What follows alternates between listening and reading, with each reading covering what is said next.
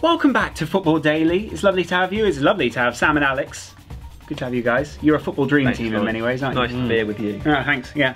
Let's talk England and Italy. Their opening game in the group. It's quite exciting, isn't it? And tactically, England have a few options that they can try and exploit here. So how do you think they're going to line up? I'm pretty much taking the back four and goalkeeper as given. Yeah, they are. Everything ahead of that is. Unfortunately, Glenn Johnson is a given. Okay. But I would have Gerrard and Henderson, Lallana, and then a front three of Sturridge, Rooney, and probably Sterling. Yeah. I don't know if I don't know. I think I would start Welbeck ahead of Sterling. Yeah, I think that was the hardest. Yeah. Of that sort of. I think he's five. Sterling would be much more capable if you're considering the whole 90 minutes. Sterling is going to make a much bigger impact from the bench than anybody else. Is Roy Hodgson good at managing a 90-minute game? Do you think he's done that well through his time? I don't mean like can he play 90 minutes, but I mean, is he good at tactically adapting England to exploit the other team? I'm wondering if because of the way Italy play, would it be good to save the likes of Sterling and bring them on later, and maybe even someone like Ricky Lambert, and have a tactical option? So I think looking at it that way, I mean, the runs that Ross Barkley does and is capable of doing, bring him on with half an hour to go when people's legs are a little bit tired and it's going to be very hot out there. Yeah. So you're going to feel it. Yeah. He starts making those runs, he's going to get through time and time again because he's so big and so strong. You can't shrug him off the ball. Like, it doesn't matter how much experience you've got, he's quicker, he's stronger, he's going to get through.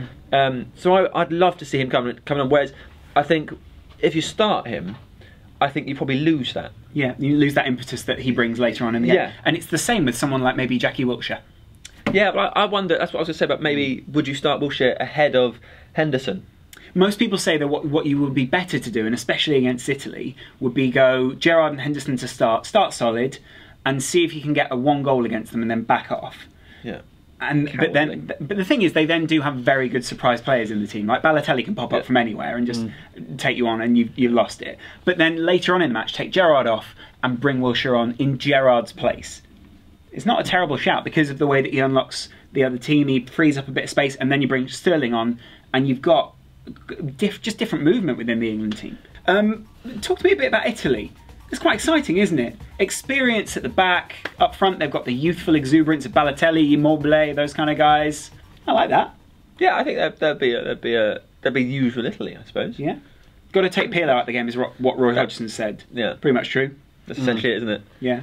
But then it's a boost for us. It's dreadful for them that Montolivo's injured. He's quite a key player. Yeah. Then Verratti, PSG midfielder, he's quite handy as well. So I think we may be making a mistake if we just think if you stop Pirlo, you stop Italy, because it's not like they've not got anyone else in that squad. Do you wonder also if England exploit their wings, like they could go out and challenge the likes of Abate out there and isolate them, try and basically get past them, pass out to the edge of the box? This is another reason why I would start Welbeck, is because all season for United, especially in the Champions League, he excels in that sort of left wing position. Danny Welbeck. Yeah, he loves it.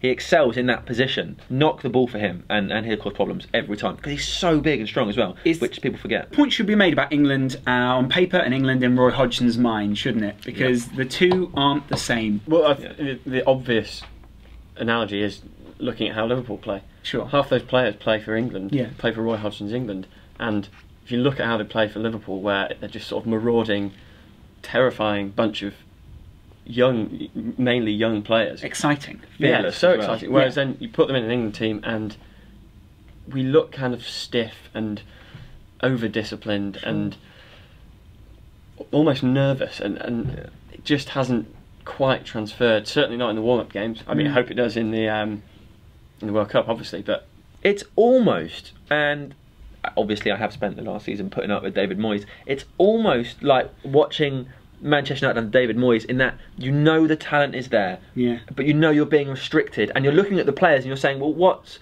stopping you being as good as you were last season? What's stopping you getting all your ability out? And you wonder if maybe Roy Hodgson is, I'm not comparing him to David Moyes, but wonder if he has that mentality of, instead of thinking, these are my players, let's go out and win this game, he's thinking, here's who we're playing. How do we stop them playing? He's not taking the game to the other team. That's the Roy Hodgson way, and maybe that's how England and we are going to have to cope with England. Score predictions, what are you saying? 2-1 Gary Cahill scores the winner from a corner. Interesting. Yeah, nice. That's good. I'm going 1-1. Yeah. We go a goal up early. Everyone gets excited, and then we gradually get quite flat and concede to Mario Balotelli. But then we get a corner. Yeah. And then, yeah. Okay, was there?